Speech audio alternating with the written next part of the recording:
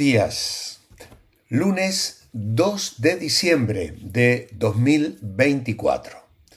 Comenzamos a recorrer el último mes del presente año en el cual nos hemos propuesto leer toda la Biblia. La meta ya está a nuestro alcance si el Señor así lo permite. Nuestra lectura hoy está en el libro de Esther, capítulo 7 al 10 y en Apocalipsis 3. Meditaremos en Apocalipsis 3 y a modo de repaso leeremos capítulo 3, versos 5 y 6, 12 y 13, 21 y 22. Abramos nuestras Biblias y junto con Eli leámosla y hagamos las marcas en aquellos párrafos que nos llamen más la atención. Apocalipsis capítulo 3 versículos 5 y 6. El que venciere será vestido de vestiduras blancas, y no borraré su nombre del libro de la vida, y confesaré su nombre delante de mi Padre y delante de sus ángeles. El que tiene oído, oiga lo que el Espíritu dice a las iglesias. Apocalipsis capítulo 3 versículos 12 y 13. Al que venciere, yo lo haré columna en el templo de mi Dios, y nunca más saldrá de allí, y escribiré sobre él el nombre de mi Dios y el nombre de la ciudad de mi Dios, la nueva Jerusalén, la cual desciende del cielo de mi Dios, y mi nombre nuevo. El que tiene oído, oiga lo que el Espíritu dice a las iglesias. Apocalipsis capítulo 3 versículos 21 y 22. Al que venciere, le daré que se siente conmigo en mi trono, así como yo he vencido y me he sentado con mi Padre en su trono. El que tiene oído, oiga lo que el Espíritu dice a las iglesias. Muchas gracias, Eli. La palabra de Dios revela la perfecta sintonía entre Jesús y el Espíritu Santo. Lo que Jesús declara a las iglesias es confirmado y convalidado por el Espíritu Santo. Y en estos últimos días de la iglesia en la tierra, el Espíritu Santo revela algunas características espirituales que se perciben en la iglesia. Entre muchas características de la iglesia del Señor en estos tiempos finales, se pueden destacar por lo menos 7 características importantes que están claramente explícitas en las 7 cartas que Cristo envió a las 7 iglesias de Asia. Obviamente que estas 7 características han estado presentes en la historia de la iglesia a lo largo de los siglos. Pero claro, nos toca a nosotros vivir los últimos tiempos, porque a medida que los días y las semanas y los años avanzan, estamos más y más cerca de la venida del Señor. La palabra de Dios posee principios morales y espirituales que sirven para moldear nuestro carácter en cualquier época de la historia. Por eso es que estas 7 cartas nos presentan la condición espiritual de la iglesia en los últimos días. Y yo quiero compartirlo con vosotros hoy para una reflexión, no solo para hacer una especie de examen en cuanto a lo que percibes en la iglesia en la que te congregas, sino para que mires primero tu propia vida y tu propio corazón, porque la iglesia eres tú, soy yo, somos cada uno de nosotros. Tristemente, la primera iglesia en Apocalipsis 2 nos habla de la pérdida del primer amor. En Mateo 24 Jesús ya lo había revelado. Él dijo, y por haberse multiplicado la maldad, el amor de muchos se enfriará. El cristiano que ha perdido el primer amor tiene en cierta forma la característica de un creyente de Éfeso. ¿Cómo está tu amor al Señor, tu amor a las personas, tu amor a la palabra, tu amor a la iglesia? tu amor al evangelismo, al anhelo de que más y más personas conozcan a Cristo. ¿Habrás perdido tu primer amor? ¿Se habrá apagado el fuego inicial de cuando conociste a Jesús?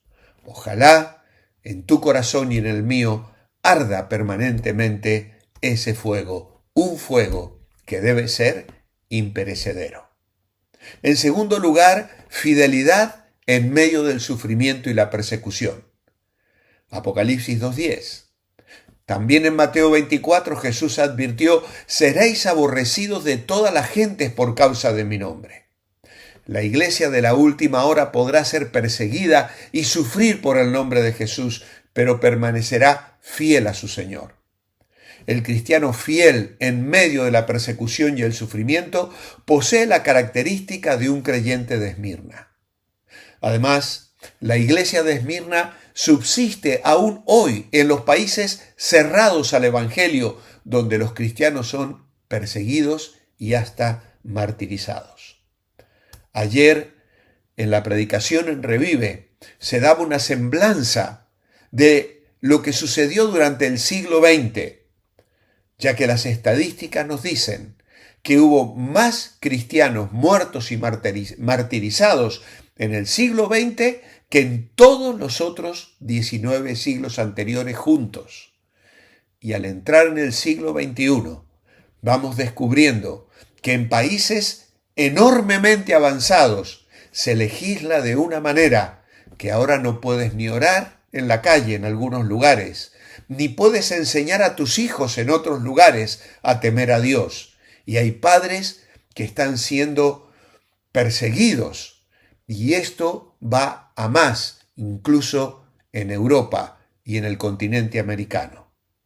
Vivimos días difíciles y será aún peor en los tiempos que vienen en cuanto a la persecución y a la dificultad de identificarse como cristiano.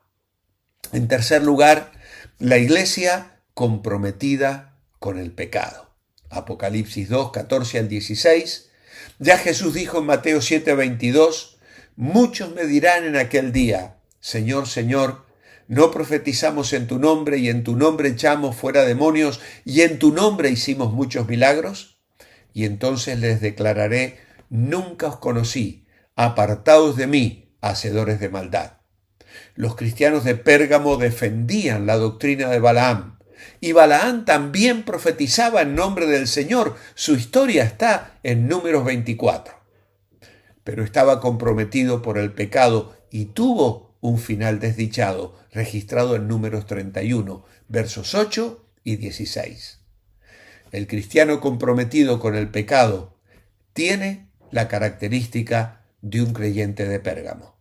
Y aunque vivimos días difíciles, donde las naciones legislan en contra de la fe y del temor a Dios, los creyentes no podemos negociar.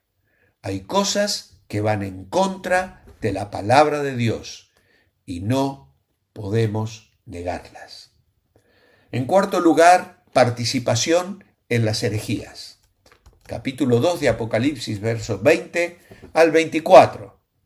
En Mateo 13, de lo que nos habló Abraham hace ya 10 días, Jesús afirma que la buena masa del cristianismo podría ser leudada por la levadura de la herejía y el mal podría convivir con el bien al final de los tiempos.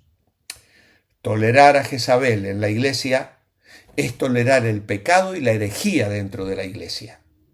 El cristiano que participa en herejías tiene las características de un creyente de Tiatira. En quinto lugar, la iglesia que tiene apariencia de vida, pero está muerta, Apocalipsis 3.1. En 2 Timoteo 3.5, Pablo advierte que en los últimos días habrán personas que tendrán apariencia de piedad, pero negarán la eficacia de ella. Hoy vivimos en un mundo de apariencias. Todas las personas se dicen cristianas, sin embargo, algunos están como los cristianos de Sardis. Tienen nombre de que viven, pero están muertos. Son los muertos vivos que caminan dentro de la iglesia. Un cristiano muerto vivo tiene la característica de un creyente de Sardis. En sexto lugar, la iglesia fiel y perseverante, Apocalipsis 3:10. Incluso en medio de la apostasía y del enfriamiento espiritual de muchos, habrá siempre un remanente fiel y perseverante que sirva al Señor. En Mateo 24 Jesús asevera: mas el que persevere hasta el fin, éste será salvo.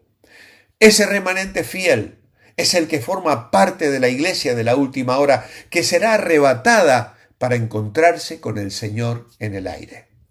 El cristiano fiel y perseverante tiene la característica de un creyente de Filadelfia.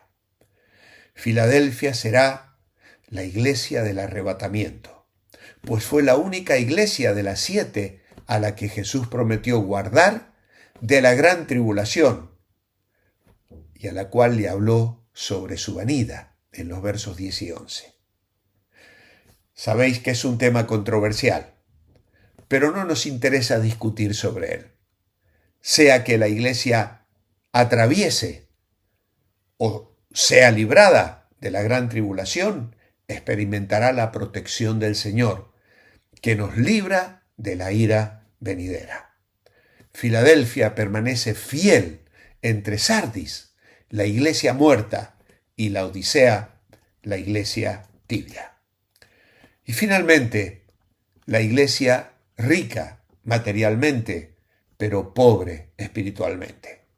Apocalipsis 3, 17 y 18. Esa es la situación de muchas iglesias en estos últimos días. Bellísimas catedrales bien erguidas, pero tibias e indiferentes.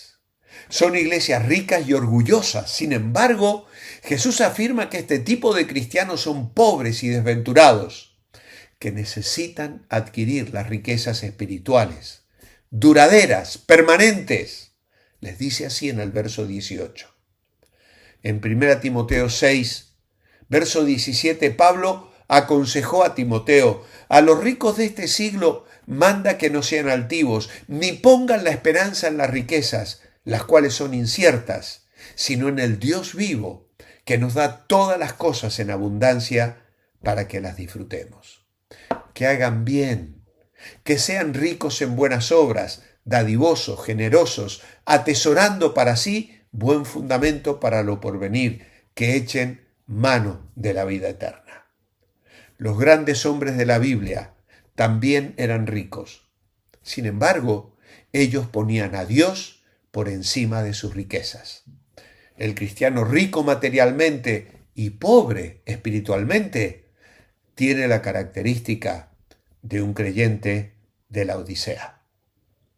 El mismo Jesús se mostró realista respecto a la naturaleza espiritual de la iglesia en los últimos tiempos y afirmó y preguntó: pero cuando venga el Hijo del Hombre, ¿hallará fe en la tierra? Oh, que el Señor nos ayude, no a criticar la iglesia, aunque la tenemos que evaluar, sino a mirarnos a nosotros mismos, porque nosotros somos la iglesia, tú eres la iglesia. Y si ves que en alguna de estas cosas has contemporizado con el pecado, has abrazado alguna herejía, has negado la fe, abrazas la riqueza, pero vives en tibieza espiritual, hoy vuélvete al Señor y pídele que te restaure, que te levante y que vuelva a arder en tu corazón el fuego del primer amor. Oh Dios, te lo pedimos. Anima, aviva nuestros corazones. Queremos ser una iglesia fiel, Señor. Bendice a los que sufren por causa del Evangelio. Nos acordamos hoy de los países en guerra, donde hay hermanos padeciendo terribles pérdidas de vidas, viviendo en campos de refugiados y aún así proclamando el Evangelio. Extiende tu gracia y tu misericordia sobre ellos, Señor. Y a nosotros que vivimos en Occidente, en naciones más tranquilas, que nada apague el fuego y el fervor de amarte, de servirte y de vivir cada día para tu gloria. Te lo pedimos en el nombre de Jesús. Amén. Hasta mañana. Manteneos bendecibles.